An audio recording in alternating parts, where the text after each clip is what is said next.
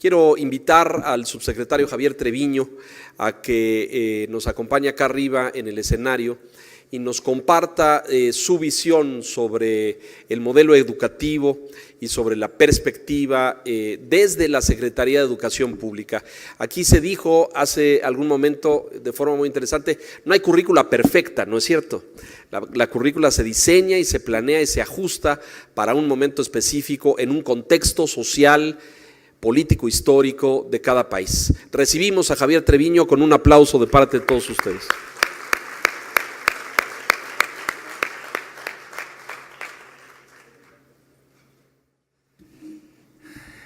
Pues muy buenas tardes. Es la primera vez que entro a una conferencia que casi con una hora de anticipación. Yo estaba a las 7 y creo que son las 6, pero bueno, qué bueno que vamos rápido, así es de que yo creo que hay tiempo para platicar. Quiero en primer lugar agradecer a Fundación Santillana, a la OEI y a todos los organizadores que ya desde hace varios meses, varias semanas que hemos estado platicando sobre este simposio y qué bueno que llegamos hoy a la realización del mismo. Sin duda, cuando hablamos, y yo lo veía en el título que le pusieron a la presentación del día de hoy, si un nuevo modelo para el nuevo país que queremos en el futuro, pues la palabra clave es que tenemos que implementar. Tenemos el nuevo modelo y quiero platicarles algunos de los temas importantes de esto. Espero que esto me funcione. Y tocando algunos temas en la presentación, voy a enfocarme en dos de los principales pilares del nuevo modelo educativo, el tema del currículo y el tema de la escuela. Hay muchos temas más en los que pudiéramos conversar después, pero sé que durante el día de mañana van a tener la oportunidad de platicar con muchos expertos de ellos. Y la verdad es que quisiera iniciar con estas láminas introductorias, porque la reforma educativa sin duda pues es una respuesta del Estado mexicano para impulsar esa transformación en 4 ámbitos principales: en el de las instituciones, en el del modelo pedagógico y curricular, en el de las escuelas, en el de los docentes. Es una reforma integral y con visión de largo alcance. Recuerdo yo, cuando llegué a la Secretaría, me tocó un mes después participar en una reunión de autoridades educativas de la OCDE en Londres, y me tocó explicar un poco el diseño de lo que sería la reforma educativa y hacia dónde íbamos, el modelo. Y uno de los ministros de Educación europeo se para y dice, por favor, deténgase. Dice, this is massive. Esto es algo enorme. Dice, las reformas no son tan grandes. Se tiene que ir avanzando poco a poco. Y efectivamente, lo que estábamos planteando a partir del 2013 y del 2014 y 15, cuando llevamos a cabo las diferentes consultas, pues sí planteamos un modelo muy ambicioso. Y aquí quisiera plantear las primeras etapas, las 3 etapas de la reforma educativa. Y me gusta plantearlo así porque yo era diputado federal y a mí me tocó votar la reforma educativa, estar en el debate y votarla. Y fue una experiencia extraordinaria cuando en diciembre de 2012 aprobamos la reforma constitucional y luego durante 2013 el andamiaje, después del andamiaje legal.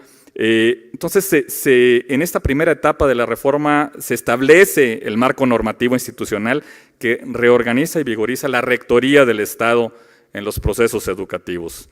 Establecer el derecho constitucional a la educación de calidad para las niñas, niños y adolescentes es fundamental. Aquí se mencionaba ya hace un rato en una de las presentaciones el Sistema Nacional para la Evaluación de la Educación, el servicio profesional docente basado en el mérito, en el conocimiento, una de las grandes transformaciones, el sistema de información y gestión educativa, la reorganización del manejo de los recursos para la nómina educativa y el gasto operativo, los consejos escolares de participación social, la ruta de mejora, la transparencia, los mecanismos de coordinación entre autoridades educativas, o sea, el federalismo educativo, importantes elementos de esta primera etapa de definir el andamiaje jurídico, legal e institucional para la reforma educativa.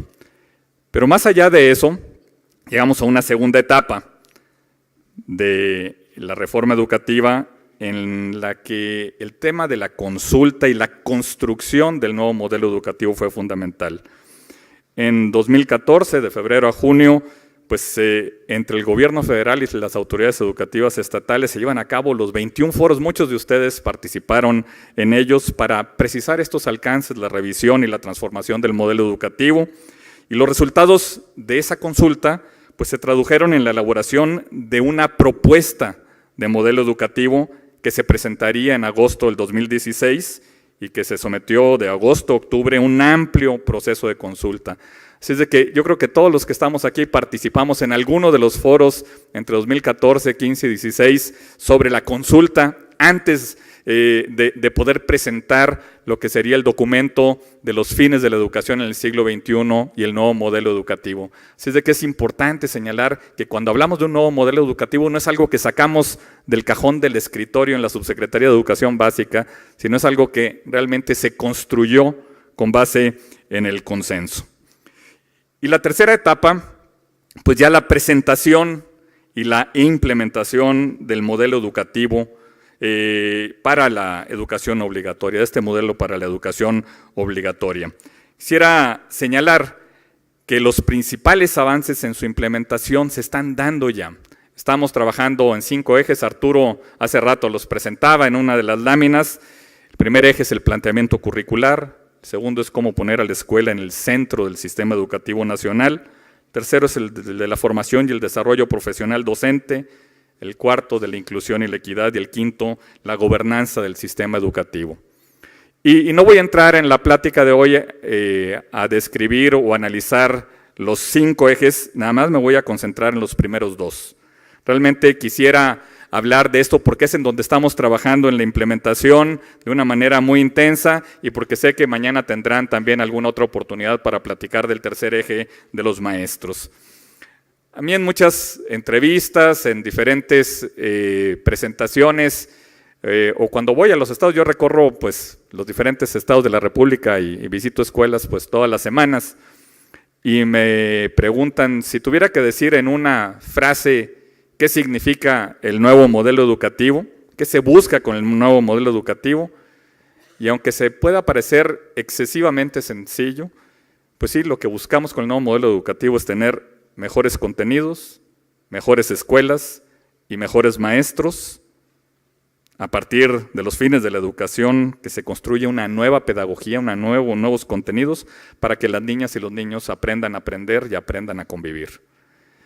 Y se dice muy rápido, pero implementarlo toma bastante tiempo, mucho esfuerzo. Yo diría que es todo un esfuerzo de enfoque, de alineación y de disciplina, y si queremos construir un nuevo modelo educativo para un nuevo país, la palabra clave es continuidad, perseverancia, persistencia en la implementación de lo que hemos presentado ya. Quisiera platicar primero sobre el planteamiento curricular, les hemos llamado los aprendizajes clave, es parte del mandato constitucional de una visión compartida de los fines de la educación en el siglo XXI. Hicimos un ejercicio interesante, estuvimos obviamente, además de la gran consulta nacional, pues todo un análisis de los diferentes sistemas educativos del mundo, lo vimos con organismos internacionales, estuvimos viendo cuáles eran las lecciones, qué es lo que se aprende o no. Hace rato me preguntaban aquí afuera, por cierto, que eso puede ser interesante, me decían, bueno, ¿qué papel puede desempeñar una organización como la OEI o el ILSE en los temas de las reformas educativas en los países?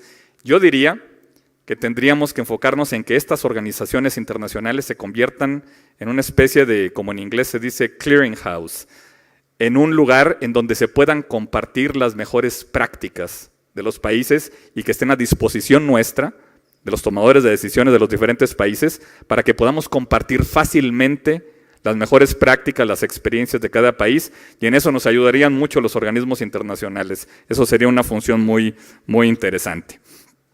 Pero cuando hablamos justamente de la visión, de los fines de la educación en el siglo XXI, Pues el modelo educativo parte de una visión clara de los fines que debe tener la educación en el siglo XXI y refrenda los principios de la Constitución y lo que establecen nuestras leyes. No nos estamos saliendo de lo que marca justamente pues, nuestro marco jurídico. Y en un mundo cada vez más interconectado, más complejo y desafiante, tenemos muchísimos retos para construir a nuestro país. Y en ese contexto, la educación presenta sin duda la gran oportunidad para que cada mexicana, para que cada mexicano y para que toda la nación alcance su máximo potencial. La educación debe buscar la formación integral de todas las niñas, de los niños y los jóvenes, al mismo tiempo que cultive la convicción y la capacidad necesarias para contribuir a la construcción de una sociedad más justa e incluyente. Yo los invito a que todos busquen en nuestra página de la Secretaría, pueden encontrar el documento sobre los fines de la educación en el siglo XXI, donde definimos cuál es la mexicana, cuál es el mexicano que queremos formar, cuáles son los aprendizajes esperados en cada uno de los niveles de la educación obligatoria. Es un ejercicio que ustedes lo podrán leer muy rápidamente en unos cuantos minutos, pero a nosotros nos tomó semanas el poder elaborarlo. Fue un trabajo intenso. Vimos algo parecido que había hecho Singapur en una tabla muy interesante en donde definía cuáles eran los aprendizajes esperados. Fue lo que hicimos en esta tabla nosotros también, en los diferentes ámbitos del conocimiento, cuáles eran los aprendizajes esperados. Y sin duda lo que queremos es formar ciudadanos libres, participativos, responsables, informados, capaces de ejercer y defender sus derechos, que participen activamente en la vida social, económica y política de México y el mundo. Hace un ratito me tocó en la mañana acudir a un llamado de la Cámara de Diputados, de la Comisión de Educación de la Cámara de Diputados a comparecer. Entonces, cuando uno le invita a la Comisión de Educación de la Cámara de Diputados, uno tiene que decir que sí. Entonces, por ahí estuve en una sesión con las diputadas y diputados viendo los temas de lo que estamos llevando a cabo para la reconstrucción después de los sismos de septiembre. Y la presidenta de la Comisión de Educación lo que decía, bueno, tenemos que aprovechar esta oportunidad de la gran participación social que hubo y de los jóvenes sobre todo, para que podamos ir fortaleciendo el modelo educativo. Le decía, bueno, es importante ver lo que ya planteamos en el modelo educativo, en los fines de la educación en el siglo XXI, y es justamente la formación de estos jóvenes como ciudadanos libres, participativos, responsables, con valores. Esto es lo importante y hacia allá vamos avanzando en el caso de la formación. Y por eso planteamos un perfil de egreso de la educación básica, que no voy a entrar en todos los temas, pero sí es importante cuando vemos la necesidad de que nuestras jóvenes, nuestras niñas y niños y jóvenes, al finalizar cada uno de los niveles en la educación básica, pues se comuniquen con confianza y eficacia, tengan iniciativa y favorezcan la colaboración, posean autoconocimiento, regulen sus emociones, aprecien la belleza, el arte y las culturas, asuman su identidad y favorezcan la interculturalidad, tengan un pensamiento crítico, resuelvan problemas con creatividad, muestren responsabilidad por su cuerpo y por el medio ambiente, sepan acercarse a los fenómenos del mundo natural y social, cultiven su formación ética, respeten la legalidad, empleen las habilidades digitales de manera pertinente. También es fácil ponerlo en una lámina, pero el poder transformarlo en una realidad es extremadamente complejo, pero vamos trabajando. Por eso estamos haciendo el planteamiento de lo que es el nuevo currículo del nuevo modelo educativo. Seguramente Lisa mañana que participe, Lisa Bonilla que está aquí conmigo, que es nuestra directora general de desarrollo curricular, va a entrar en mucho más detalle. Yo aquí voy a entrar de manera muy rápida con algunos de los componentes de lo que significa para el nuevo modelo educativo este primer pilar, que es el del currículo, que tiene 3 componentes curriculares clave: los aprendizajes clave o los campos de formación académica, el desarrollo personal y social de las niñas y los niños, la autonomía curricular, y aquí lo que es importante es cómo se interactúa entre ellos.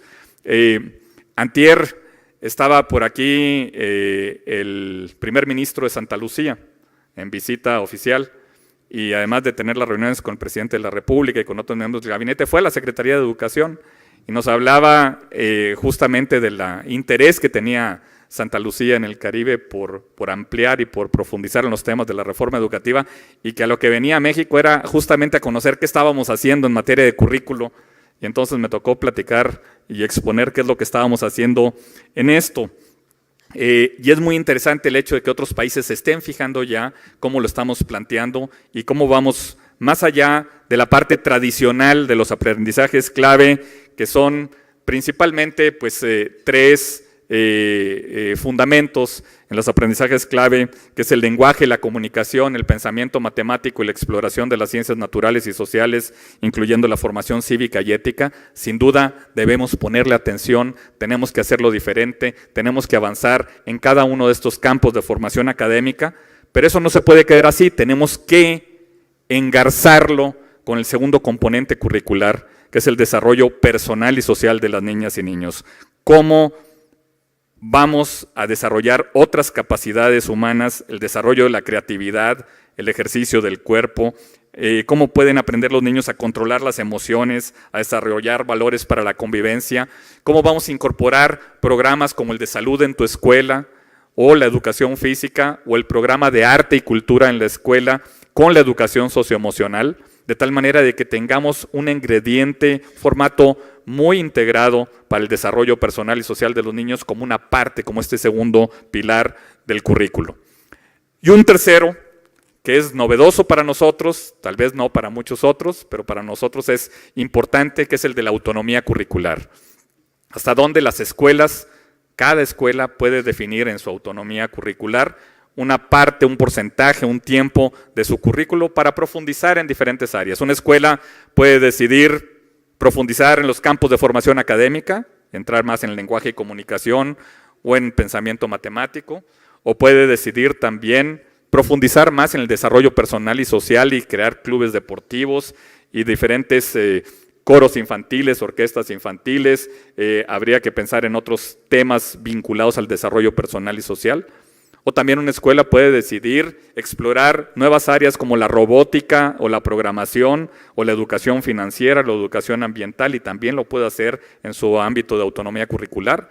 O también explorar los temas locales, regionales, municipales que interesan. Todos los que somos de otro lugar que no es la Ciudad de México, pues siempre estamos interesados en poder conocer mucho mejor nuestra zona, nuestra región, nuestro municipio, nuestro estado, y eso es importante, que puede también entrar en la autonomía curricular, o también en muchas áreas del país, y debemos eso reconocerlo, las escuelas son los centros de organización comunitaria y proyectos de impacto social son fundamentales en esa misma tarea. ¿Qué sigue en cuanto al marco curricular?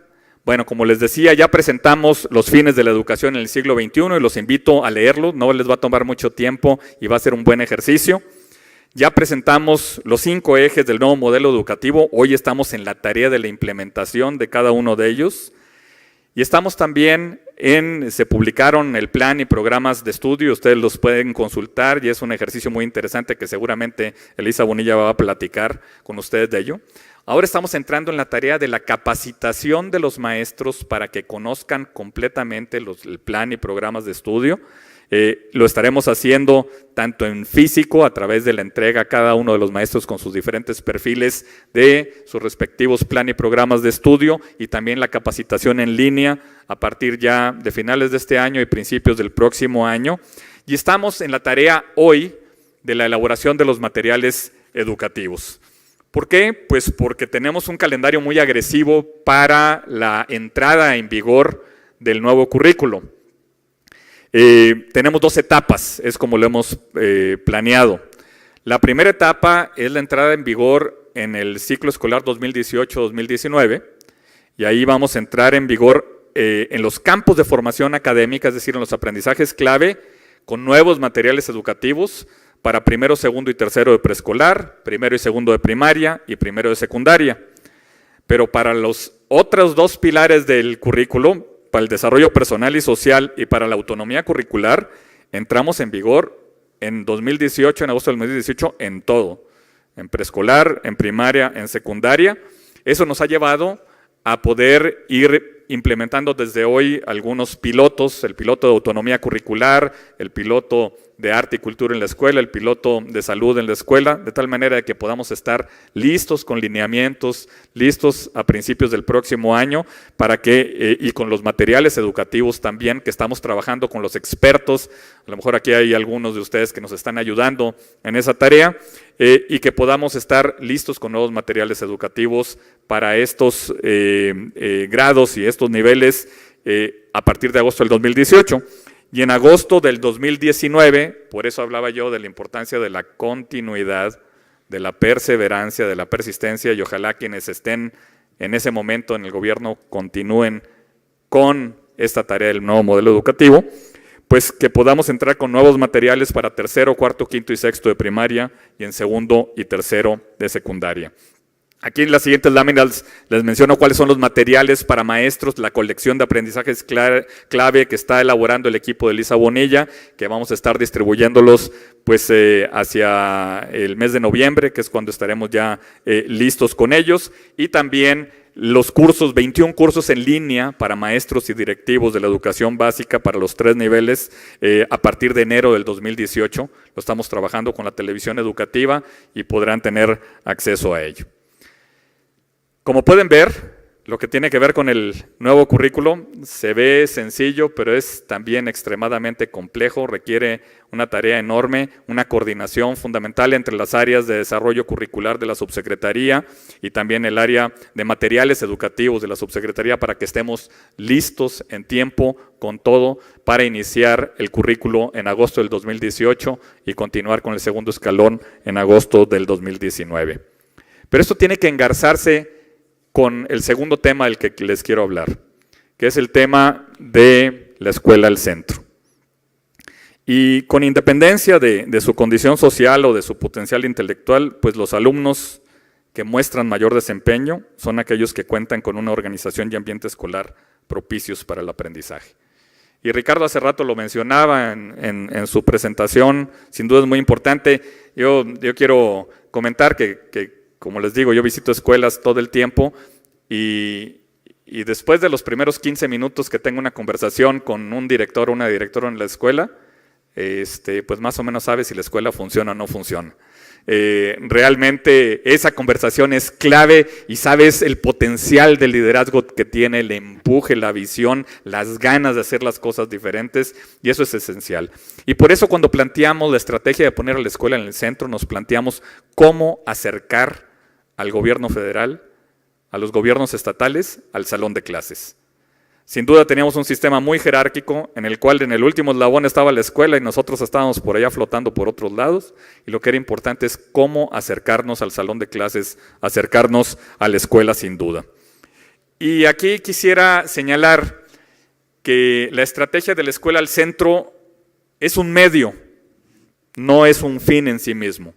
Y el objetivo es establecer condiciones adecuadas para que cada centro escolar, independientemente de su contexto, pueda garantizar una educación de calidad con equidad e inclusión para las niñas, niños y jóvenes. Entonces, es muy importante. Además, que la autonomía de gestión escolar es un principio que establece la reforma constitucional en el artículo 5º transitorio de la reforma, en la Ley General de Educación, en diversos artículos, y que también es un proceso, el de la escuela al centro, de mediano plazo, que implica romper con las inercias, con los usos y las costumbres contrarias al principio de autonomía de gestión escolar.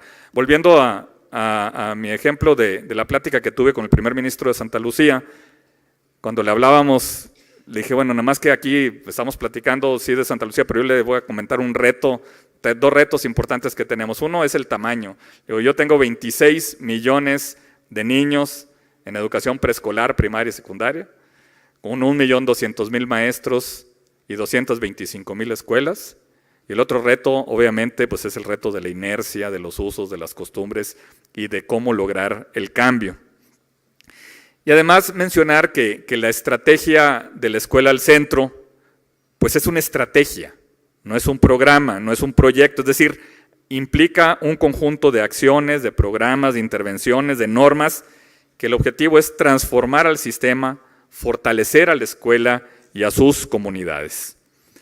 Si lo quisiéramos poner así muy gráficamente, hablaríamos de estos elementos. Escuelas con autonomía de gestión son escuelas que tienen directores con alto liderazgo, sin duda es importante, con uso óptimo del tiempo escolar, con trabajo colegiado docente dentro del plantel, que involucra a todos los alumnos en el trabajo de clase, con ejercicios de evaluación interna para la mejora continua, con nuevas facultades para que la comunidad escolar decida, y ahorita voy a comentar un poco más sobre eso, es muy importante la toma de decisiones por la parte de la comunidad escolar, asistencia y apoyo técnico de la supervisión fundamental, intercambio de experiencias entre escuelas y zonas de supervisión.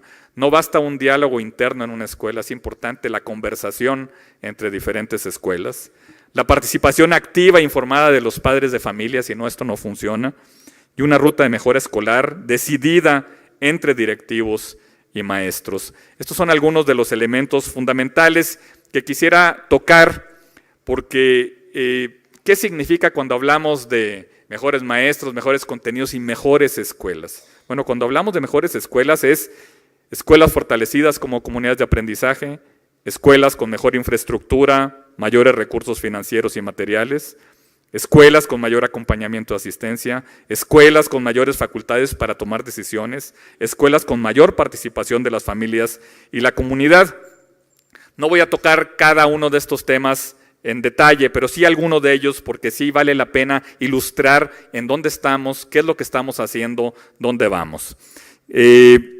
Escuelas fortalecidas en sus equipos de trabajo. Aquí son temas de directores, lo hablaba ya Ricardo, que ya no lo veo, pero las comunidades de aprendizaje enfocadas en la mejora continua, las estructuras ocupacionales fortalecidas, la descarga administrativa para enfocarse en lo sustantivo. Sin duda, aquí hay algo importante, a veces no lo sabemos, pero así como mencionaba hace un rato, que es el mérito, el elemento central en el nuevo servicio profesional docente, pues estamos formando una nueva generación de directores. Son directores que son docentes promovidos, que representan un área de oportunidad para la innovación, porque fueron promovidos por examen, por evaluación, por oposición. Entonces, aquí tenemos 13,639 docentes que ahora son directores. Yo me he encontrado en varias de mis visitas a la escuela directores muy jóvenes, con un entusiasmo, con un liderazgo, con una capacidad de transformación, con un empuje, con unas ganas que quieren hacer las cosas de manera diferente. Es una nueva generación de directores la que estamos formando a través de las diferentes evaluaciones. Y en 2016-17, 36,355 directores fueron capacitados a través de formación presencial y en línea en liderazgo y gestión, en herramientas del sistema de alerta temprana, en observación del aula, en certificación en autonomía de gestión. Y en 2017-18 ya estamos iniciando el diplomado Una gestión directiva centrada en el aprendizaje, que en el marco del Consejo Técnico de Zona va a impulsar el aprendizaje entre pares, con la meta del 50% de los directores de todo el país al 2018. Estamos muy enfocados en la capacitación de los directores de las escuelas en la educación básica, porque sin duda es un elemento de transformación.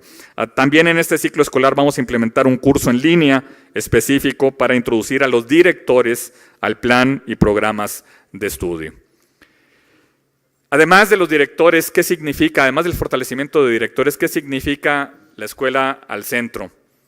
Significa la consolidación de estas comunidades de aprendizaje, y aquí el Consejo Técnico Escolar es el órgano colegiado de mayor decisión técnico-pedagógica de cada escuela, toma y ejecuta las decisiones enfocadas al máximo logro de los aprendizajes de todos los alumnos, pero fortalece como centro de la comunidad de aprendizaje, es muy importante. ¿Por qué? Porque garantiza.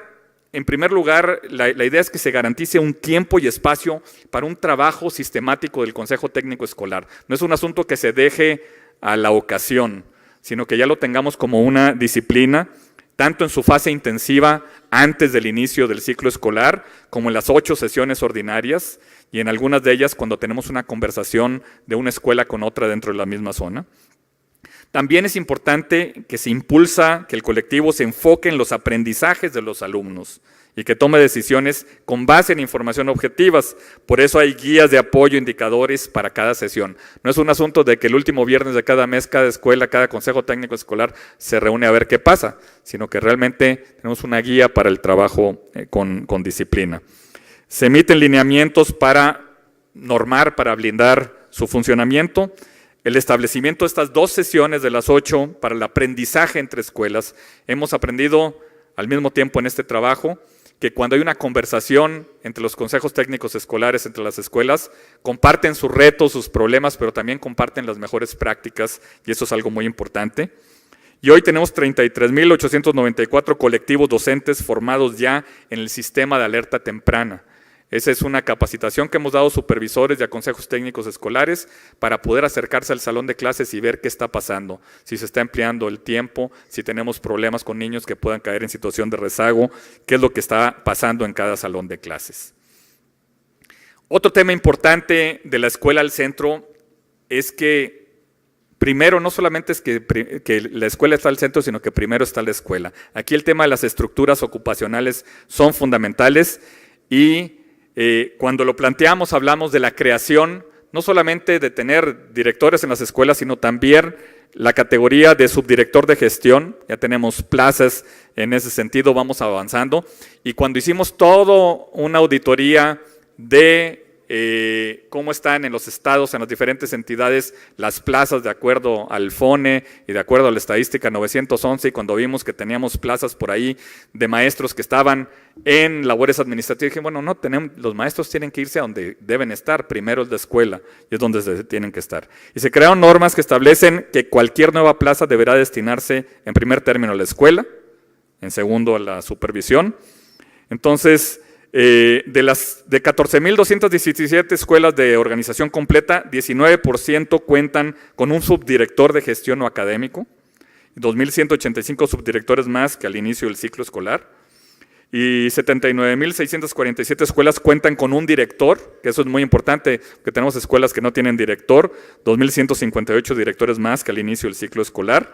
Y como les decía, pues a partir de estas auditorías estamos avanzando a que vayamos completando las plantillas en las escuelas. Lo más importante es que tengamos las escuelas con sus directores, con subdirectores de gestión y con todos los titulares en cada uno de los grados. Otro tema importantísimo en la escuela al centro es la descarga administrativa.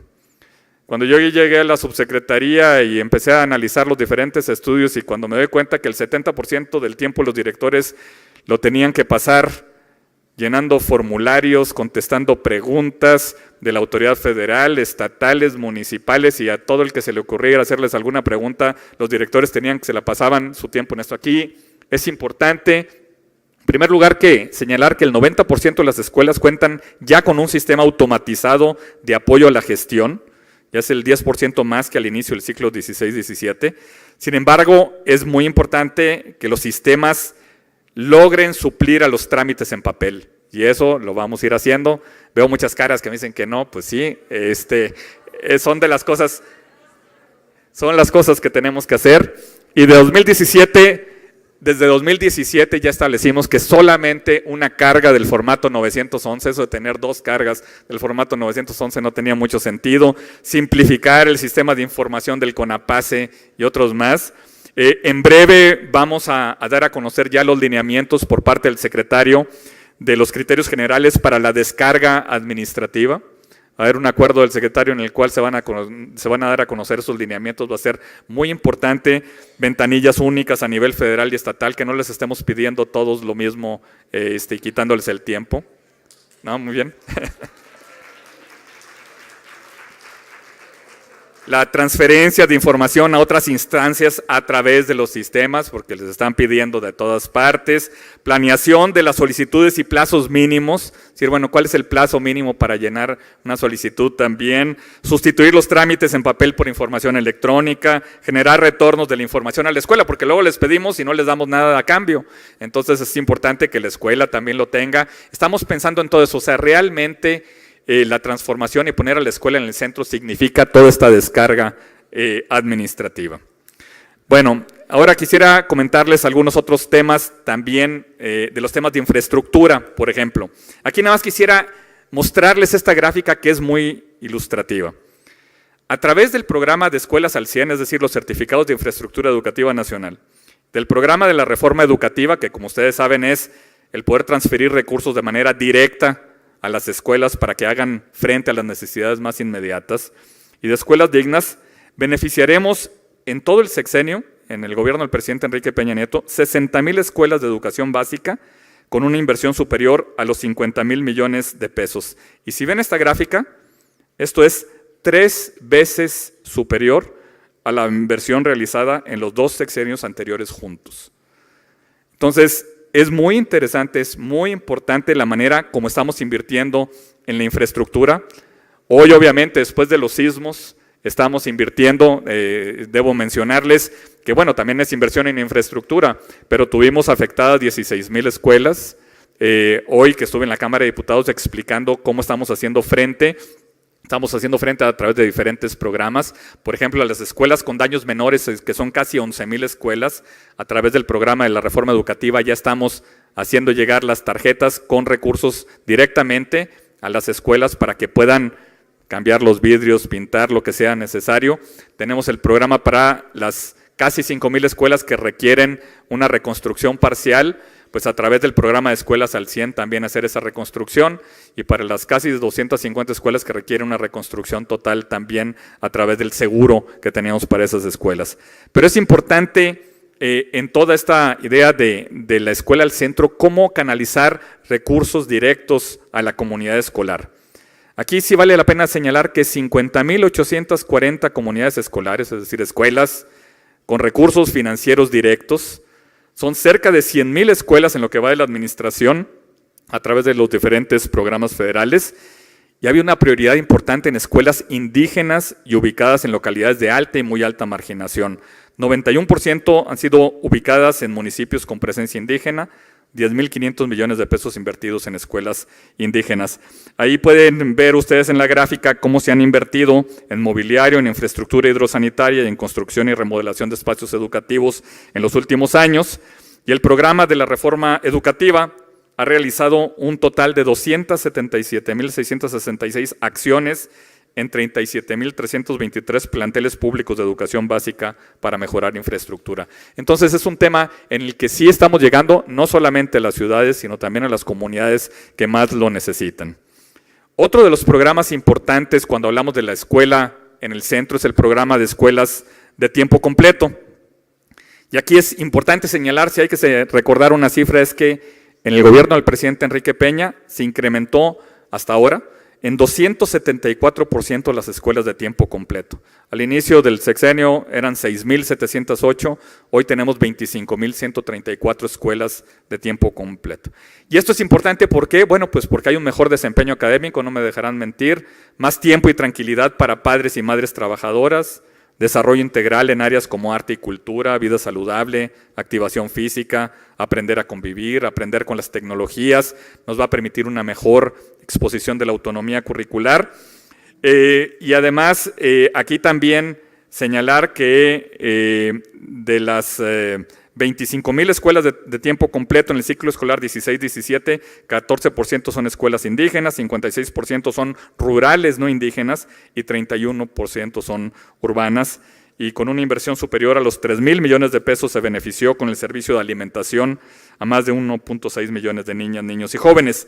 Ahí en las gráficas, en las columnas, lo que se ve es resultados de Planea 2015 y donde hay un impacto importante, porque hay quienes nos preguntan, bueno, ¿y tiene un impacto el tener una escuela de tiempo completo? No, hay un impacto en el aprendizaje de las niñas y niños y se ve también en las evaluaciones cuando son escuelas de tiempo completo.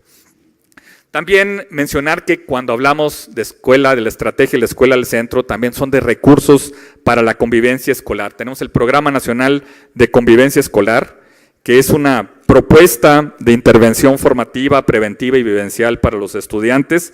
Pasamos ya a casi 85,000. En el ciclo 16-17 teníamos 21,657 escuelas primarias beneficiando a 4.5 millones de estudiantes. Ahora en el ciclo escolar 17-18 están participando más de 85,000 escuelas de preescolar a secundaria en el Programa Nacional de Convivencia Escolar.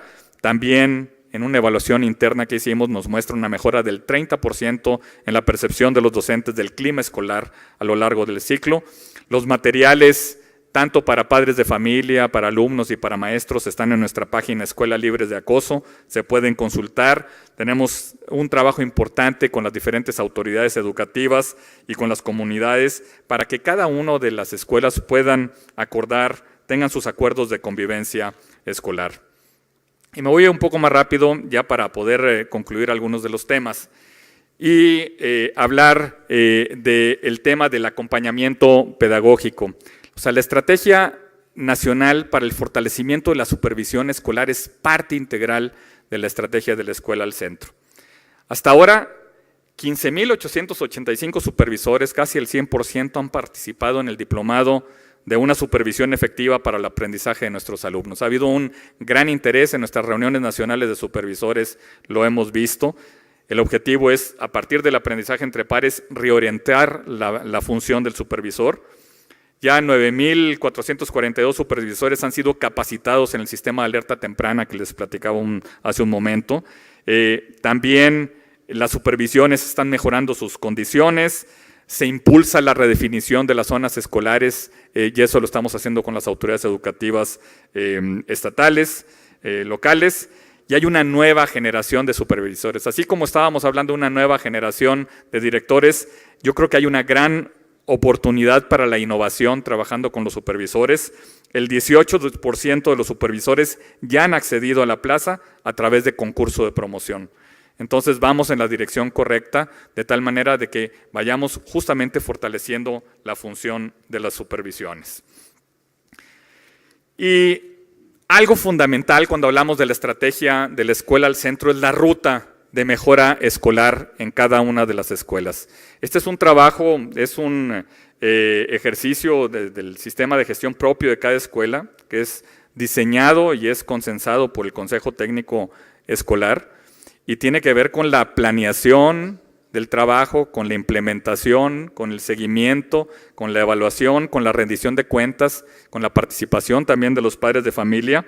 Nos hemos enfocado para los consejos técnicos escolares en las rutas de mejora escolar en 4 prioridades: en la normalidad mínima de operación, en la mejora del aprendizaje en lectura, escritura y matemáticas, en el alto al abandono para abatir el rezago educativo, por eso es el sistema de alerta temprana, y en la convivencia escolar. Y entonces, cuando hablamos de la ruta de mejora y se evalúa cada mes, están muy claro cuál es la visión, hacia dónde vamos, cómo vamos avanzando, quiénes están participando y cómo podemos ir avanzando en muchos temas de la autonomía. Porque la autonomía tiene que ver, como ya lo mencionamos, con la autonomía curricular, y aquí no lo voy a repetir porque ya hablamos de los temas de autonomía curricular, pero también tiene que ver con la autonomía en otra toma de decisiones. Por ejemplo, el calendario escolar flexible.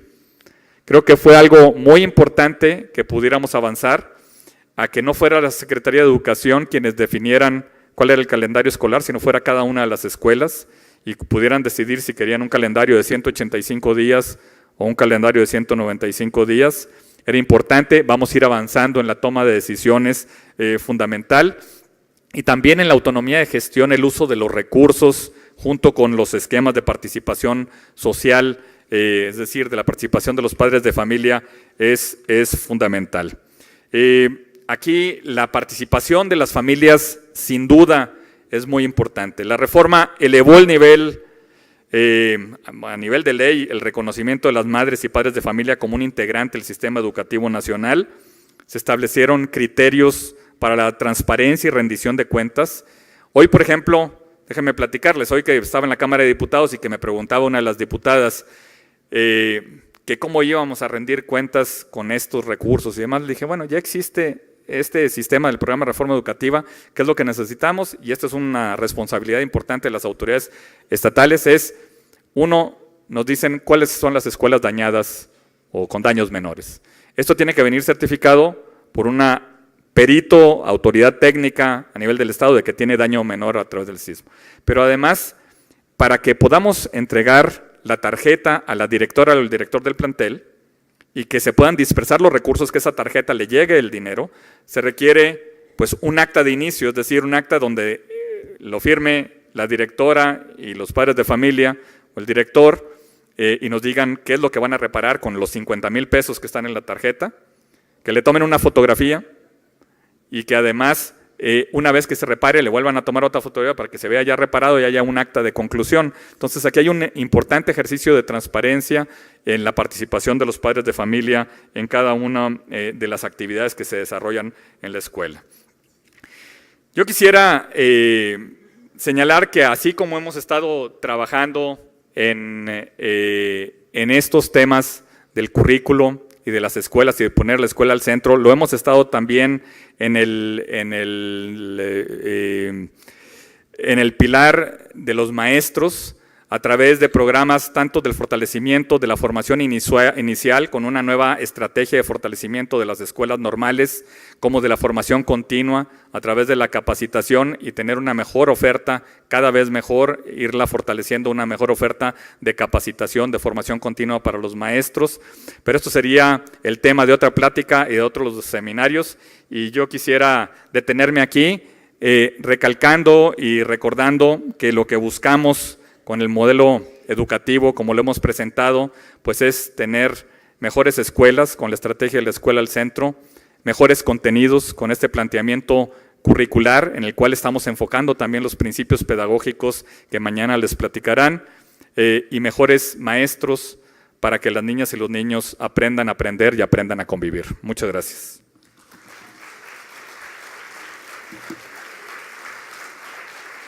¿Listo? Javier, muchísimas gracias. No, al contrario, gracias. Gracias. Al contrario, gracias. Muchísimas gracias, maestro Javier Treviño, por su plática, un nuevo modelo educativo para el nuevo país que queremos seguir construyendo. Como podrán haber visto, el trabajo es arduo, mucho esfuerzo, pero estoy convencido que los resultados serán excelentes y que nos darán un desarrollo de México como lo estamos deseando todos.